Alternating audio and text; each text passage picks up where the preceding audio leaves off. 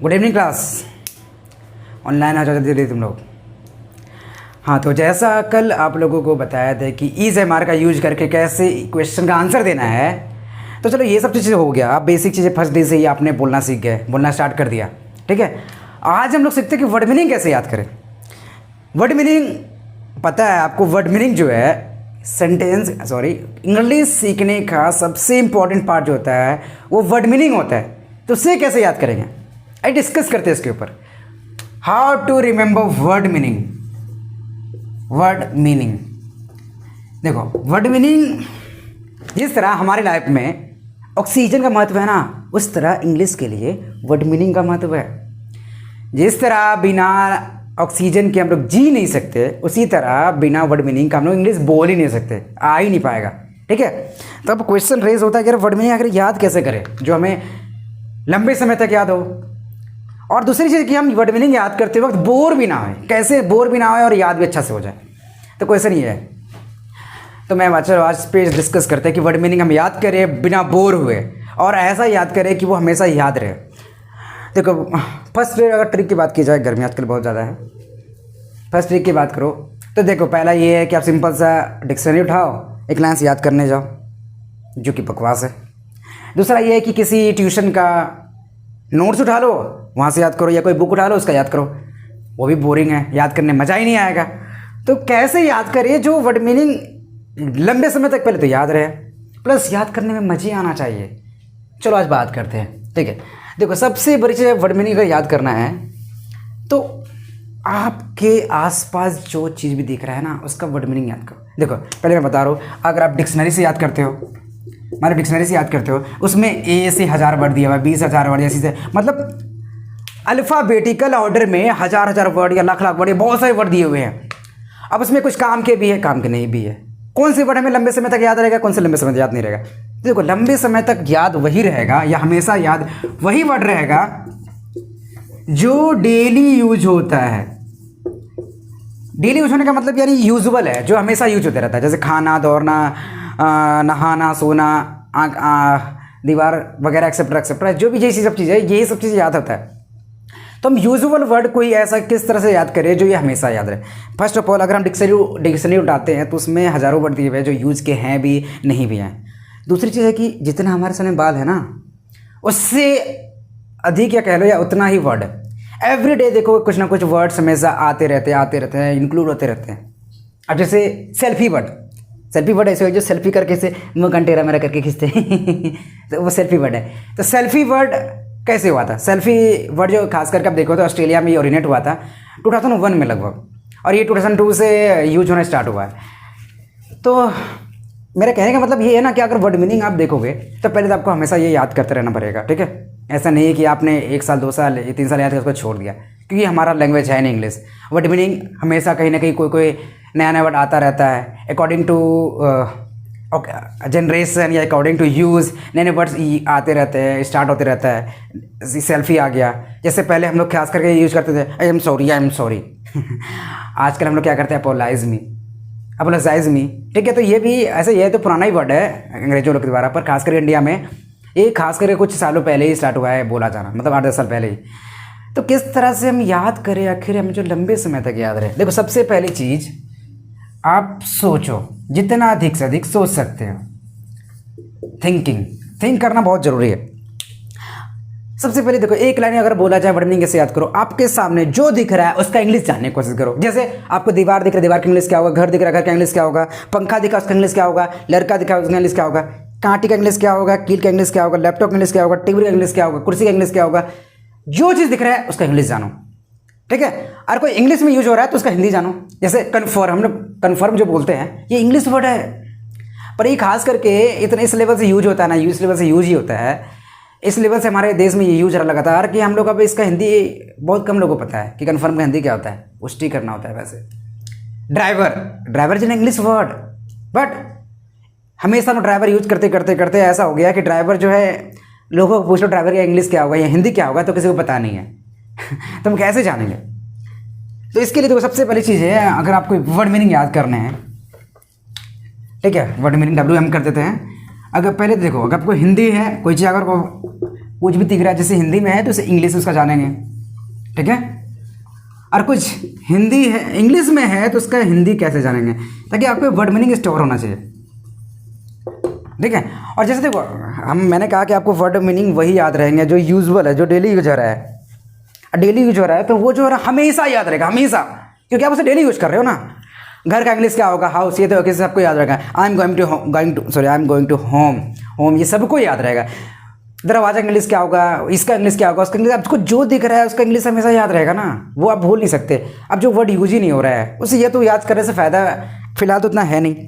अगर आपको स्पीकिंग सीखने के लिए आए हो तो सबसे पहली चीज़ है कि आप ऐसा वर्ड याद करो जो आप बोलने से फट से आपके माइंड में आ जाए, आप याद कर लो और बोलते समय वो याद हो जाना चाहिए। तो अभी याद करने का तरीका हिंदी है तो उसका इंग्लिश जानना है, इंग्लिश है तो हिंदी जानना है। अब जाने कैसे भाई हैं? देखो पहले के ज़माना में क्या था, पहले क्या था कि आप जैसे हम लोग को जब 15-16 में सीख रहे थे, अब किसी का हिंदी जानना है या किसी का इंग्लिश जानना है, मोटकाट घर का डिक्शनरी मोटकाट इसलिए उल्टा आ रहा है वर्ड्स में मिल ही नहीं रहा है तो मिल नहीं रहा था तो होता क्या था, देखो असल आज करेंगे, कल करेंगे, दूसरे दिन करेंगे, जाके टीचर से पूछो, टीचर अलग भाव खा रहे होते हैं। तो हमें वो जानना है, तो सबसे अच्छा क्या करना है, हमें जाना है किसके पास, गूगल चचा के पास। गूगल चचा, मिर्जापुर वाले चचा नहीं, गूगल चचा, बोलना गूगल चचा, ओ गूगल चचा हमको बताइए हिंदी इसका क्या होता है। जैसे कैसे, गूगल चचा, ओ गूगल चचा आईना का इंग्लिश क्या होगा, कंघी का इंग्लिश क्या होगा, हैं? इसमें भी अगर आंसर नहीं दे पा रहा है तो बोलना इंग्लिश मीनिंग ऑफ दीवार, इंग्लिश मीनिंग ऑफ कंघी, इंग्लिश मीनिंग ऑफ आँख, इंग्लिश मीनिंग ऑफ पैर। इस तरह करके तरीके से करते करते क्या होगा ना, हज़ारों वर्ड याद कर लोगे, कहीं भी याद कर सकते हो, चाहे आप घर में हो बाहर में हो। अब मान लो बाथरूम में, वहाँ पे हज़ारों आपको 8-10 वर्ड मिल जाएंगे। दीवार का इंग्लिश क्या होगा, वहाँ पे आप टाइल्स लगा पाता है या मार्बल, ऐसे मार्बल इंग्लिश वर्ड ही है तो उसका इंग्लिश जान जाएंगे। पानी गिर रहा है, पानी का इंग्लिश क्या होगा, गिरना का इंग्लिश क्या होगा। जो लगातार टूटी का इंग्लिश क्या होता है वो जान जाएंगे। तो इस तरीके से क्या होगा कि हम पर डे अगर 1 मंथ में चाहे तो कम से कम 1000 वर्ड तो ईजिली याद कर सकते हैं जी, या 1 के जैसे बोला जाता है आजकल, 1 के वर्ड तो ईजिली याद कर सकते हैं, क्योंकि आपको जो दिख रहा है प्रति इंटरेस्टिंग इसलिए है कि आपको मान लो दीवार दिख गया, आपको पहले क्या हुआ, आपको कॉपी उठा के दिन भर बैठ कर रट्टा नहीं मारना पड़ेगा, आपको कोई किताब उठा के बैठ कर रट्टा नहीं मारना पड़ेगा। इससे अच्छा ये होगा ना, आपने कोई भी चीज़ देखा उसका फट से गूगल में सर्च मारा, या उसे बोल दिया गूगल चचा हो हमें इसे हिंदी बताइए, वो बता देगा, हाँ बेटा ये होता है। इस तरह नहीं बोलेगा वो, अपने तरीके से बोलेगा, तो वो कर लोगे वो जान जाएगा। या सिंपल सा कभी कभी होता है कि गूगल नहीं बता पा रहा इंग्लिश, तो उसे इस तरह लिखना है, बोलना क्या है, इंग्लिश मीनिंग ऑफ कंघी, इंग्लिश मीनिंग ऑफ दरवाज़ा, इंग्लिश मीनिंग ऑफ चादर, इंग्लिश मीनिंग ऑफ दीवार, इंग्लिश मीनिंग ऑफ लोटा। से लोटा का इंग्लिश भी लोटा ही होता है, ये कभी मग भी यूज कर देते हैं। तो इस तरीके से क्या होगा ना कि आप आसानी से कहीं भी हो, किसी कंडीशन में आप रास्ता में चल रहे हो वहाँ याद कर लेगा। कोई रास्ता में से तार रहा है, ऐसे करे किसी को तार रहा है, समझ सकते किसी को तारना आता है, उसका इंग्लिश डालो, ये तारना का इंग्लिश क्या होगा, हैं? कोई घूम रहा है दौड़ रहा है, उसका इंग्लिश क्या होगा, कोई गिर गया उसका इंग्लिश क्या होगा, कोई किसी को छेड़ रहा है उसका इंग्लिश क्या होगा, फ्लर्ट करना होता है ऐसे। इस तरीके से क्या होगा ना, ये हो जाएगा वर्ड मीनिंग। दूसरी चीज़ क्या है, इसके थ्रू आप ट्रांसलेशन जो है, ट्रांसलेशन भी आपको याद हो जाएगी। ट्रांसलेशन मतलब इंग्लिश टू हिंदी, आप हिंदी टू इंग्लिश कैसे करें। हाँ, मैं खा रहा हूँ, मैं लोग खा चुका हूँ, वे लोग जा रहे हैं। अगर आप डायरेक्टली ट्रांसलेशन बुक में पढ़ोगे ना, जिसमें आपको बहुत टाइम लगेगा मतलब क्या होगा ना, आप लिख रहे हो, लिख के डेली कर रहे हो तो लिखने पर तो याद रहेगा, पर बोलने से याद होगा नहीं। जैसे मैथ में ले लो, मैथ में क्या हम डेली बैठ के आराम से 10 रुपये वाला लेके जाओ, 10 रुपये वाला कॉपी खरीद लो, वो जो कैरेक्टर का आता है रफ कॉपी 20 को 25 खरीद लो, डेली लिखो, करते पर ठीक है हम तो वो तो कर लिए, पर बोलने से में वो यूज़ शुरू होगा। अब बोलने का तो बोला सर रुक हमको करके दिखाते हैं, आपको बोल नहीं पाओगे, ठीक है। तो उससे अच्छा क्या होगा ना, इंग्लिश में क्या पर हमें बोलना रहता है। मैथ में ये कि मैं वो करना लिखना है, बस लिखने का आने का था, इंग्लिश में बोलना है। तो मैं ऐसा कैसे याद करके बोलने से में भी ये फट से याद हो जाए, ठीक है। जैसे गर्मी है, गर्मी का इंग्लिश क्या होगा, ये रुमाल है इसका इंग्लिश क्या होगा, ये पूछना है इसका इंग्लिश क्या होगा, चश्मा का इंग्लिश क्या होगा, गूगल कहते हैं चश्मा को, ठीक है। तो आराम से गूगल चचा के पास जाओ, इसका इंग्लिश पूछ लो, वो बता देगा कोई दिक्कत नहीं है। नहीं हो रहा है, आप हिंखोज डिक्शनरी आता है, हिंदी टू इंग्लिश डिक्शनरी आता है, इंग्लिश टू हिंदी डिक्शनरी आता है। अब जो डिक्शनरी आराम से आप मोबाइल पर डाउनलोड कर लो। मोबाइल पर तो आजकल मतलब मोबाइल आने से तो हमारा सारे पूरा चीज़ ही चेंज हो गया है, मतलब मेहनत करना ही नहीं है, हर चीज़ मिल जाएगा। मोबाइल में कुछ आप देख रहे हो, उसमें हज़ारों वर्ड इंग्लिश में लिखे हुए थे, एक करके उसका हिंदी जानते जाओ, क्योंकि वो यूजुअल होता है। यूजुअल है तो सिंपल से एक बार यूजुअल आप जान गए ना, वो याद हो जाएगा उस समय। ओकेजनली का अवसर मतलब टाइम के अनुसार, या कहीं पे जगह दिख गया, कोई जगह पे याद कर रहे हैं, तो कोना में बैठ के कुछ कर रहा है, तो कोना का इंग्लिश क्या होगा, बैठना का इंग्लिश क्या होगा, करना का इंग्लिश क्या होगा, वो जान गए, ठीक है। कुछ का इंग्लिश क्या होगा।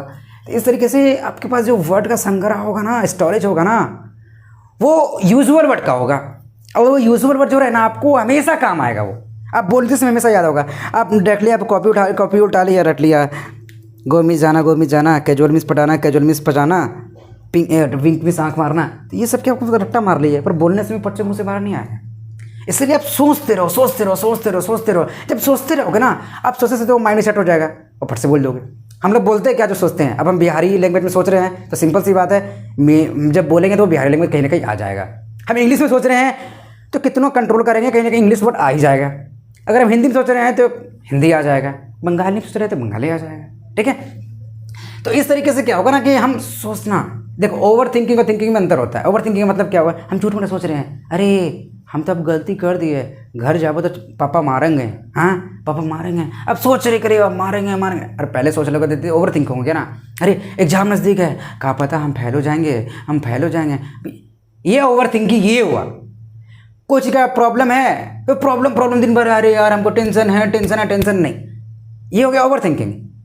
थिंकिंग क्या हो गया, आप किसी को सोच रहे हो ट्रांसेंड, आप किसी का सॉल्यूशन सोचो, ये थिंकिंग है, एक बेस्ट थिंकिंग, ये क्रिटिकल थिंकिंग है। होता है क्या, अगर देखो थिंकिंग को मैं आगे कर देता हूँ क्रिटिकल थिंकिंग। तो आप क्रिटिकल थिंकिंग क्या होता है जी, तो क्रिटिकल थिंकिंग का मतलब जनरली ये होता क्या है, आगे इस टॉपिक पे मैं एक डेडिकेटेड वीडियो डालूंगा यूट्यूब पे, देख लेना आप सब। बहुत ज़रूरी है अगर आपके लाइफ में आपके अंदर क्रिटिकल थिंकिंग है ना, आप किसी भी सिचुएशन में किसी भी प्रॉब्लम का सॉल्यूशन, जो बहुत ज़रूरी चीज़ है, ढूंढ सकते हो। और सॉल्यूशन ढूंढ सकते हो तो it means you are the best. आप किसी कंडीशन में सॉल्यूशन ढूंढ लिया, आपने हर प्रॉब्लम को दूर कर गए, जो भी प्रॉब्लम है उसे दूर कर गए। एक्चुअली होता क्या है, गांव घर में देख लो ना, बंदे को प्रॉब्लम है, दिन भर प्रॉब्लम रट रहा है। मेरी भी कुछ रिलेटिव है या कुछ है खानदान वाले, वो दिन भर सालों साल प्रॉब्लम रट रहा है, पर आज से वो प्रॉब्लम दूर नहीं हुआ। अरे प्रॉब्लम में ही थोड़ा सा हिम्मत लगाओ, प्रॉब्लम करो, दिमाग लगाओ और उसका सोल्यूशन निकालना मतलब कहानी खत्म हो गया। इससे आपका माइंड भी तेज होगा। देखो दुनिया में जितना चीज़ बना है, पानी बना है, पानी को ज़्यादा यूज़ करो खत्म हो जाएगा। ठीक है, हवा भी आजकल कहीं ना कहीं खत्म हो रहा है क्योंकि पेड़ वगैरह कट रहे हैं। पर एक दिमाग और शरीर ऐसा चीज़ है ना, जितना यूज करो उतना बढ़ेगा। The more we use our mind the more it will increase. जितना यूज करेंगे उतना बढ़ेगा ये।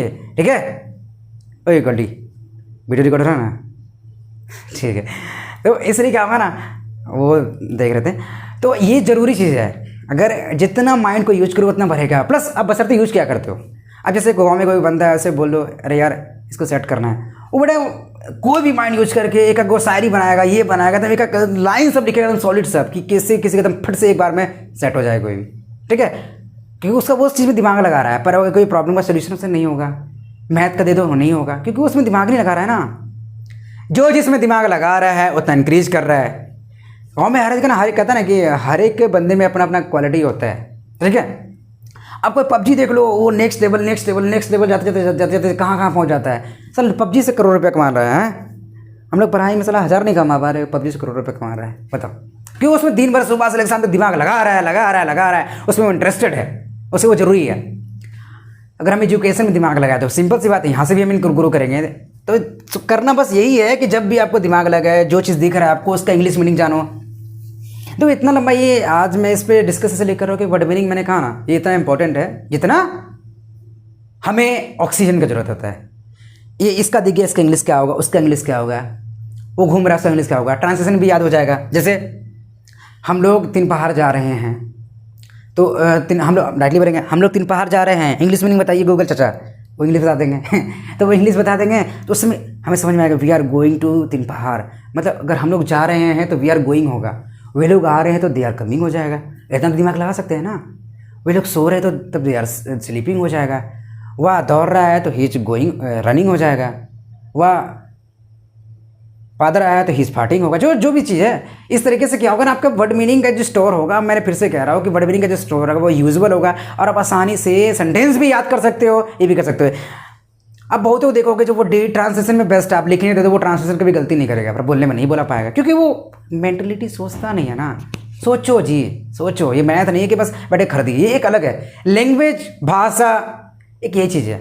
हम लोग वही बोलते हैं जो सोचते हैं। तो सोचो दिन भर कोशिश करो इंग्लिश में। जैसे मैं खा रहा हूँ इसका इंग्लिश क्या होगा, मम्मी खाना पका रही इसका इंग्लिश क्या होगा, वो ऐसे दौड़ रहा है इसका इंग्लिश क्या होगा, वे सो रही है इसका इंग्लिश क्या होगा। हम लोग दिन भर में हज़ारों सेंटेंस बोलते हैं, हर सेंटेंस को इंग्लिश में जाने की कोशिश करो। धीरे धीरे धीरे क्या होगा, आपका जो ट्रांसलेशन प्रॉब्लम भी हो रहा है वो भी क्लियर हो जाएगा, दूर हो जाएगा, आराम से जान जाओगे। ठीक है, आजकल इतना ज़रूरी भी नहीं कि यार बैठ के हम ट्रांसलेशन बनाएं इस तरह का। एक हमसे देखो, इतना तो माइंड में यूज लगा, दिमाग लगा सकते हैं ना कि अगर वे लोग सो रहे हैं तो इसमें अगर दे आर स्लीपिंग टाइप लगा हुआ है, मतलब EMR लगा हुआ है और ING लगा हुआ है वर्ब में, तो वे लोग दौड़ रहे हैं तो इसका भी यही होगा। सेंटेंस देखो, हिंदी सेंटेंस में आप डिफरेंस समझ गए तो फिर आप गलती नहीं करोगे। ठीक है, वर्ड मीनिंग 1000 कैसे याद करना है ये तो समझ में आ गया ना अच्छे से। आप जैसे रहेगा, मुझे आराम कहाँ है, मुझे आराम कहाँ है, हम तो दिन भर इधर उधर करते रहते हैं, मुझे आराम कहाँ है। तो देखो, मुझे आराम कहाँ है, इसमें आपको सोचोगे मुझे आराम कहाँ है, इसका इंग्लिश क्या होगा, आई, मतलब मुझे के लिए तो आई है हो जाएगा, आई है रेस्ट, कहाँ का होता है वेयर है, ये इतना अजीब हो गया। तो इसमें अब दिमाग लगा, सोचा करिए ये क्या है, इसका कहने का मतलब क्या है। देखो, भाषा है ये, भाषा में बहुत अलग अलग तरीके से बोला जाता है, किसी भी चीज़ को अलग अलग तरीके से सुना जाता है। ठीक है, ये हमारा वे ऑफ स्पीकिंग अलग अलग होता है। ठीक है, जैसे सिंपल सा KGF जो फिल्म आया था उसमें डायलॉग क्या था, if you think that you are bad then I am your dad.